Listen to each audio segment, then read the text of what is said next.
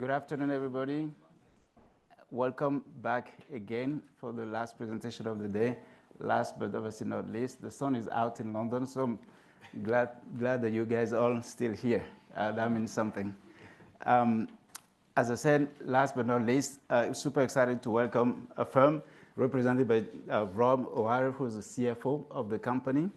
And my colleague John Hecht and I will go through moderating the session. John, over to you. Hey there, can you guys hear me? Yes. Turpin, just checking, can you hear me? Yes, we can. Okay, well, welcome to, first of all, Rob, thanks so much for being here. Good to see you, and sorry I can't be across the pond with you.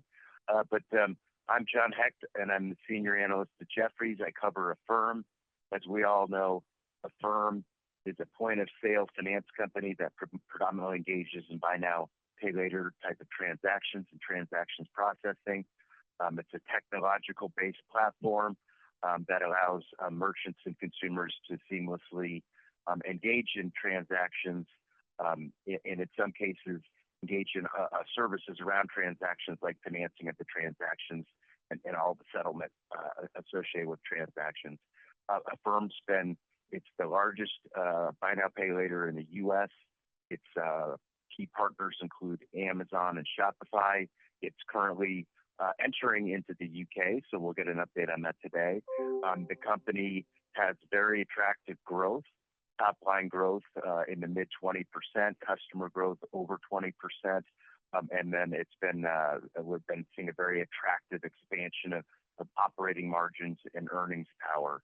The company's also done a remarkable job in managing expenses and managing credit risk through what we perceive to be as a somewhat challenging credit cycle the last 2 or 3 years. So it's done a very good job, and most importantly, it's growing fast and it continues to gain momentum and gain market share in the U.S., where adoption of buy now pay later transactions is still very rapid. So with that, I want to introduce Rob. Rob is Affirm's Chief Financial Officer. He's been with the company a few years, but just recently was promoted to this title. He's been Chief Financial Officer at Tile and in the same role at Spark Network, so a very good, extensive background in this type of role in high growth companies. So again, Turpin and I will manage this fireside chat here for the next 30 minutes or so. We'll go back and forth trying to address all the key topics and questions for Affirm. But towards the end, we may offer an opportunity for people in the audience to raise their hands as well. So if you have a question, think about that, and we'll call on you at that point in time. So first, again, welcome, Rob. First is the key take from the quarter. You guys recently reported a strong quarter. Maybe can you talk about what were the positive surprises and other worthy call-outs from the last quarter of operating trends? Sure, and thanks for having me, John, and thanks for the lead-in and the intro there. The third quarter, we have a June fiscal year, so our third fiscal quarter, which was the March quarter, it was a really strong quarter, I would say, across the board. We grew our active consumer base by more than 20%. We also grew the number of active merchants on our platform by more than 20%. So those are really important leading indicators of the size and health of our network.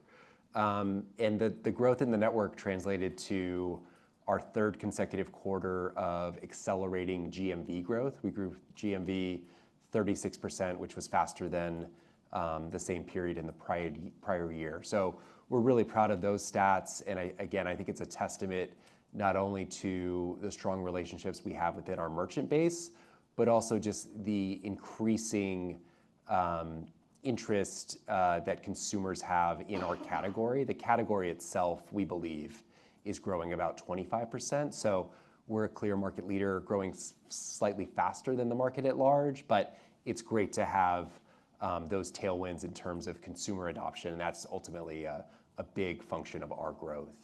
Looking at the P&L, we grew revenue in line with GMV.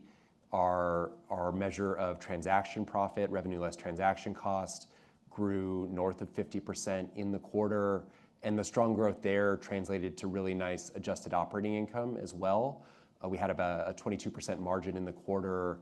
That's about 9 points of margin expansion on a year-over-year basis. So all of the growth that we've seen for the last several quarters is really helping to drive a nice scaling in terms of profitability as well. And then lastly, we're really proud of the growth that we saw within Affirm Card. Affirm Card, for those of you that haven't used the product, it's our direct-to-consumer offering. It has the functionality of a debit card, but it has the capabilities of Affirm financing embedded as well. And that product grew to 1.9 million active cardholders, so just under 10% of our active consumer base, and it grew to be about 9% of our GMV, so north of 100% growth rate in the quarter as well. So really a product that we're very excited about, and a product that continues to scale really, really nicely. So we're really proud of how we showed up this quarter. Strong growth leading to strong profitability, but also doing, I think, really important things to expand the network. Okay, so that's a good kind of high-level intro, and we'll get into some of those topics a little bit more deeply. But you did talk about GMV upside and good GMV trends overall. Can you talk about where you're seeing that upside? Is there certain channels or transaction types or transaction characteristics that you're seeing, or is it generally been fairly broad in terms of the momentum there? Yeah, I hope it's not an unsatisfactory answer, but the growth actually really was very broad-based. We had 2 categories in particular, general merchandise and consumer electronics, that led the growth from a category perspective. And general merchandise happens to be our largest category as well.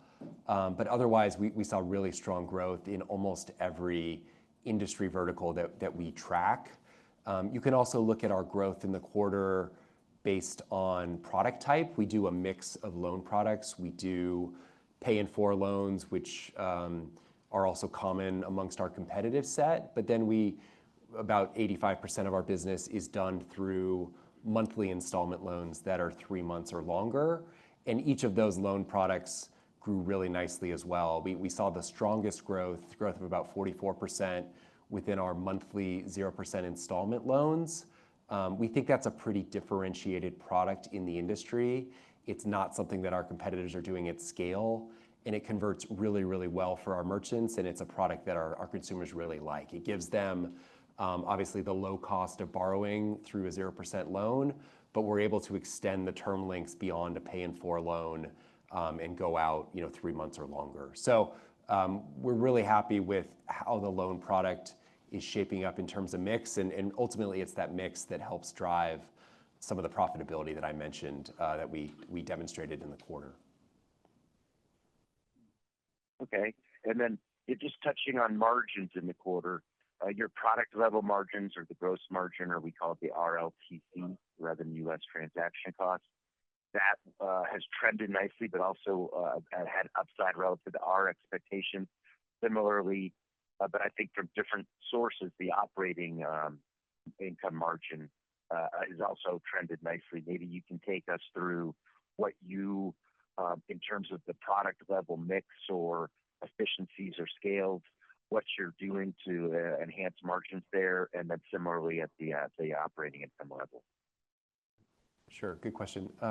In terms of the RLTC margins, we've established a long-term framework that we want to be between 3% and 4% on that metric as a percentage of GMV. And in 3 of the last 4 quarters, we've been slightly above the 4% mark. So we're operating at or above the high end of what we think the long-term range for the business should be. And really what drives the RLTC take rates in a given quarter is going to be our loan product mix. And in the third quarter, we chose to lean in and had outsized growth, as I mentioned, in our monthly 0% loans. Those loans are nicely profitable for us, and they tend to attract a borrower from the higher end of the credit spectrum versus our interest-bearing product. But because we had slightly more mix of those loans, we feel like that's a good way for us to manage the overall profitability while also maintaining focus on what we believe is a pretty important and large market opportunity in the US. So we want to make sure that we balance growth with profitability, and doing a bit more on monthly installment loans that are 0% APR. That's a way to make sure that we have a wide aperture and are putting loan products in front of borrowers of all types that are going to resonate with those borrowers. Rob, customers are obviously at the core of what you guys do, and new customers growth has been very strong, about 20%. Can you talk about the evolution of customer acquisition? And also, if you can specifically talk about the differences between existing customers and new customers in terms of spend and engagement, for example. Yeah. Really the lion's share, almost all of our customer acquisition comes from our merchant partners. We want to make sure that we're visible and as up funnel in the purchasing decisions of a consumer as they're navigating our merchants and our partners' sites. Most of what we do is at e-commerce today, so getting prominence on the product display page is really important for us. We want to be as up funnel as possible. We really don't have any sort of scaled direct-to-consumer marketing efforts, so point of sale really is the primary tool for user acquisition and for network growth from a consumer perspective. Sorry, could you repeat the second part of the question? Yeah, no, in terms of the differences between new customers and Yeah. existing customers in terms of spend and engagement with you guys. Yeah, I mean, when you look at the data on a cohort basis, because we have very large coverage of US e-commerce, we've seen that new cohorts of consumers are transacting more frequently and therefore also spending more with us. You can see that also in our frequency metrics. Our frequency grew to north of 5.5 transactions per user per year, while we're also growing the consumer base at roughly 20% clip. So we're seeing really nice uptake and very strong performance on a cohorted basis as we've continued to grow the network. Okay. Thanks very much. You talked about, Rob, earlier, just general market or general expansion of the TAM, but then also we noted that Affirm's been gaining share in the current environment. Maybe on the TAM, I'm sure there are certain products you guys believe you're taking share from, like credit cards. Maybe talk about that. At the first part of the question, is talk about where do you think buy now, pay later is really taking share from, and then with this, since you're growing faster than the market, within the market, who are you taking share from amongst your competitors? Yeah, good question. I think absolutely we're taking share from credit cards. I think that is the largest addressable market for us. There's roughly $1.2 trillion of revolving credit card debt outstanding in the US, and there's roughly $4 trillion of annual credit card spend in the US. So buy now, pay later, Affirm in and of itself, I mean, we're a very, very small portion of the broader, what we would argue, consumer credit market, if you're including credit cards in the picture. So we're obviously, the category, Affirm itself, is growing, multiples of what credit card growth rates are. And so we think that's, again, a testament to the fair and honest financial products that we put in the hands of our consumers, and consumers discovering Affirm at stores and merchants where they're already shopping and having a good experience and wanting to repeat with us. So we think we have a nice flywheel, and again, I think it's inherent to the ways that we treat the consumer, and that's a really important, internally, that's incredibly important to us, that we never charge a penny of late fees, and that we are aligned with the consumer and don't profit if the consumer were to stumble, right? So there's no ability to revolve, there's no late fees in our ecosystem, and that's incredibly important to us. And I think that's helped us grow the business nicely. I think that resonates with merchants, which which merchants I believe are increasingly aware of the financing products that are being pushed to users from their surfaces, and they want to make sure that those financing products do right by the consumer. So I think the combination of all of those things is helping us to grow, faster than even the BNPL industry, which is very growthful at roughly 25% a year. Rob, so how competitive is the market now? Any update you can give us there? And obviously, we can't talk about competition without talking about Klarna. Have anything you've noticed differently from them, given the IPO process that they've started? Yeah, I mean, the market continues to be competitive. I would make a point that most of the competition we see tends to cluster around the pay in 4 product in the US. You look at our mix of loan products, it's about 15% of what we do. When you look at our competitors, it tends to be the large majority of what they're doing. So that really is the most competitive of the competitive surfaces within the industry. We typically go to market with merchants with a product that we call adaptive checkout, which allows us to change the mix of loans that are offered to the consumer on behalf of the merchant. And typically we put 3 options in front of a consumer. And so we can set up a program where one of those options is a pay in 4 option, but the other 2 might be monthly installment options, either 0% or interest-bearing options. That allows us to craft a program that works for the merchant in the context of what the merchant's objectives are for bringing on a financing partner. Sometimes, to be honest, that's cost of acceptance. Some merchants are laser focused on getting their cost of acceptance sort of down or in line with what they're paying for credit cards. But in some cases, merchants are really laser focused on conversion. And by being able to extend our financing offerings and doing longer terms than what our competition typically does, that helps us show up well if that's the rubric that the merchant is applying. So really, we pride ourselves on creativity and the flexibility that we can bring to our financing programs. And I think that allows us to show up well and really meet the merchant wherever they're at in terms of their margin structure, in terms of the goods that they're selling.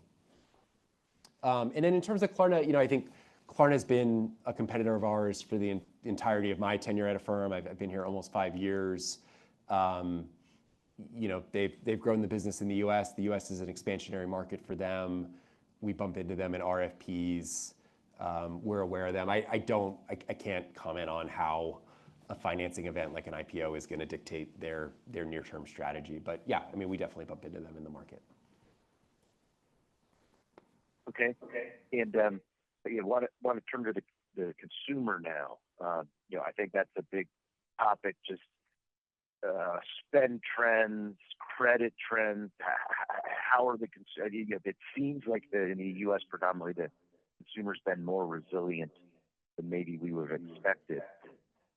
How do you guys see spend trends and payment trends? And maybe just give us kind of an update of the flavor of the consumer from your perspective. Yeah, we called out in the last quarterly call that we did see accelerating growth over the course of our March quarter. And so March was the highest growth month that we had in the quarter, and we grew GMV about 40% in that month. It's really hard for us to ascertain, was that pull-in from the tariffs? I think that's one of the theories that's out there. Or was it just a change in consumer engagement, maybe partially driven by the 0% programs that we were leaning into at the time? Those convert really well with consumers. For what it's worth, we saw that growth continue to be at roughly the 40% level in April as well. We shared that on the last call. We really haven't given an update beyond that, but suffice it to say, we did see accelerating growth over the course of Q3, and we saw strong growth in April. We have guidance out for GMV in the quarter that is at the 34% level. So we did bake in some conservatism that the growth that we were seeing in April would not subsist, but we really haven't given an update much beyond that. I think whenever we see a change in consumer purchasing patterns, I think we're trained at Affirm to make sure that we're not changing the credit profile of that incremental volume that is coming in. And The good news is that's been the case for us. We've seen credit outcomes continue to be right in line with expectations. We're seeing delinquencies that are in line with past years. So the consumer from a credit perspective, despite maybe some outsized demand, the delinquencies are right in line with expectations, and we're seeing really strong credit performance. And then consumption trends, is there been a shift to or from discretionary worth noting, or has it been fairly stable the past few quarters? No, I mean, as I mentioned, really we saw growth of north of 20% in literally every category, with the exception of sporting goods. And I think there's some idiosyncratic things about our sporting goods portfolio where lower growth there makes sense to us. So the growth has been very broad-based, as we outlined in the Q3 results. Okay. And turning to funding, balance sheet considerations, just to touch on that briefly. Maybe first question on that is, talk to us about how interest rates impact the business. Can you kind of give us sort of some high-level framework to think about sensitivity to changes of rate? So, when you look at our loan book, our average term length is about 12 months typically, and our weighted average life, because our loans pay down on a monthly basis, our weighted average life is about 5 months. So the relationship between those two numbers is 0.4. And so we've established a framework externally that if you think about a 1-point movement in rates in either direction, the impact to our funding costs should be 4/10 of that movement in rates. So it's important to remember that the duration in our loans is quite short, and that insulates us a bit from movements in rates. We also fund the business through a handful of different funding channels. Some of those funding channels are floating rate debt instruments. Some of them tend to have a fixed component or even a more episodic repricing that's reflective of rates, but not immediately. So that 4/10 movement for any change in rates, really you need to think about that over maybe a 1-year or even a 2-year time horizon. So I think we're a lot less sensitive to rates than it may appear from our business model alone. So that's how we think about movements in rates. And then funding markets, like you've got a lot of capital raising within private credit. It seems like the asset-backed securitization markets are relatively strong now. You guys have announced some good off-balance sheet funding partnerships like with Sixth Street. Talk about how these constructive funding markets, do they impact your thinking or your strategy in terms of which way you're going to take the balance sheet, or is that just a function of what's in the market at that time? Yeah, no, we have an amazing team within Affirm that we call the Capital Team that owns all of those funding relationships for us and really does an amazing job of making sure that funding never has been, never will be a constraint to growth in the business. So we're really fortunate to have that team, and they've had an amazing last year with some of the large partnerships, really strong execution on the ABS markets as well. So yeah, we ended the March quarter, I think, with $23 billion of funding capacity, which is a high watermark for us. But maybe more importantly, we were at, I think, 59% utilized within that funding, which is a low watermark for us, which is a really great number to have too, especially as we're seeing this accelerating growth and outsized growth in our business. So yeah, we're really proud of the capital markets team. They've had an amazing run over the last year, and I think there's a lot of growth to come. On your question around does it impact the on versus off balance sheet, for those of you that didn't see it, the Sixth Street partnership is quite large. It's also a 3-year relationship. It's a $4 billion commitment with a 3-year time horizon. And so it's the largest forward flow relationship that we've ever brought into the platform.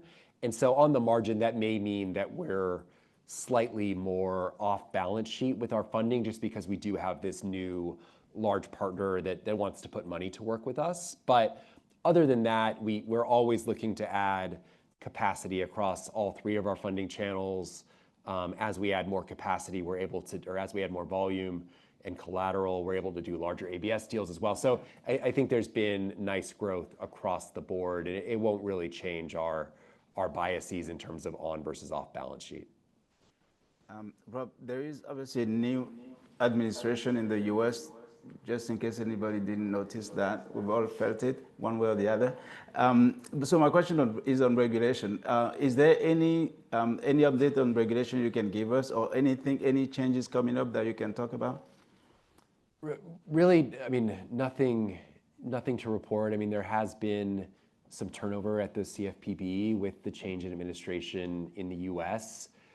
We don't really look to the CFPB to set the product roadmap for us, and we want to make sure it's a huge part of our value proposition to both merchants and to consumers that we treat the consumer well, that we're transparent with our products. And so I don't think that we've ever been, quote unquote, close to the line in terms of how we've created products that we put in the hands of consumers. We want to align with consumers. We have a business model that does that by not ever charging late fees and not having compounding or revolving interest in the product. So, again, we're of course aware of the regulatory environment, and there's been some changes with the new administration, but it doesn't really change our roadmap or change the product set that we want to offer. Okay. We've only got a couple minutes left, so if anybody in the crowd has a question, go ahead and raise your hand, and Turpin, I'll let you, let me know if anybody's raising their hand because I can't see the audience. But yeah, there's one. Thank you very much for your presentation. I think I just want to get a better understanding of two-part. One is, as previously alluded, there's a lot of competition. How easy it is for Affirm to write in any sort of clause that if you merchant only use Affirm, then we are your exclusive partner. You can't take on any, so say Klarna or say Afterpay as an additional BNPL option. And then I want to focus on the TAM discussion that you previously talked about. I recognize that you're taking market share from credit cards. How many of this volume do you think is actually, tackable for Affirm? Because I assume there's a good chunk of credit card deals that are people say, oh, I can get a good miles or good bonuses from these credit cards, but I'm paying it down every month, and therefore I will only use this for a working capital option, not really an installment type of payment. Sure. Thank you. I'll take them in order. In terms of the merchant contracts and pushing for exclusivity, I would say the merchant engagements we have 350,000 different merchants that are active with us. They really take all the forms you might be able to imagine. So we certainly have contracts that have periods of exclusivity that can range from 1 year to 3 years to maybe even 5 years in some cases. And then we have integrations with merchants that maybe started as an exclusive, but the exclusivity's gone, and we're earning our prominence with that merchant by showing up well and driving conversion for them. We also, increasingly, we're winning deals that are what we call side-by-side deals, where maybe the merchant started with a competitor for whatever reason, but now that the exclusivity has lapsed, we're able to come in as a second provider of financing. And because we have a different product set than most of our competition, we're able to drive real incrementality even as a second provider for those merchants. So we really, I help lead our pricing efforts that are at the table for a lot of these merchant discussions, and we really pride ourselves on being as flexible and as creative as we can be, and understanding the merchant situation and putting the right offer in front of the merchant that makes sense for them. If exclusivity doesn't make sense for whatever reason, because maybe they have an incumbent provider, we're not wed to that approach. We love exclusivity where we can get it, but it's not the only way that we engage with merchants. And then on your question about how much of the credit card spend is addressable. Again, I think time will tell there. I think we're not seeing any sort of slowdown or saturation in our business, right? We're seeing accelerating growth. It's quite the opposite of a saturation. And that tells us we're on the right course. And we are seeing a deepening of frequency when you look at our overall transactions per user per year versus what we're seeing on Affirm Card. Affirm Card is running at roughly 20 transactions per user per year versus 5.5 times for the user base at large. So again, that tells us that we have a product that resonates, that allows for consumers to make plans and predictably plan their financial lives on a monthly basis. And we're doing it in ways that align with the consumer and don't have some of the financial penalties that exist in credit cards. So we think that's a better experience for consumers, and we also think we're incredibly early in the market opportunity. So we try to take the long view in terms of how much of that maybe $1.2 trillion of revolving spend we can penetrate, and we're really optimistic about our chances there. Thank you. Great. With the session, actually, we're at the end of our time. And Rob, I don't want to put you on the spot, but I didn't really get to ask about all your new growth endeavors, which includes the card product that you mentioned, direct-to-consumer, entering the UK and maybe some other European markets, and then the Apple Pay partnership. Maybe just since we have a limited time, maybe just give us the state of the union on those, and what kind of KPIs or growth objectives we might be looking at over the next couple of years. Yeah, I mean, I think all of those are incredibly important, and the wallet partnerships in conjunction with card, we think that's a really elegant way for us to play in store with buy now pay later, and no one has really cracked the code in terms of in-store commerce yet. And we think there's an immense opportunity there. And we think, a form factor that consumers know, like Affirm Card, we think that's a really elegant way to do it, along with the companion app that's a part of Card. Same is true with the wallet experience. And so we're really excited for the wallets to start to move out of just e-commerce and start to show up in store as well. So I think that's an immense opportunity in the US, and there's no reason why that opportunity can't work in the new markets that we're also very excited about. So yeah, we've been on record to say, the UK, we launched with a small number of merchant partners in November.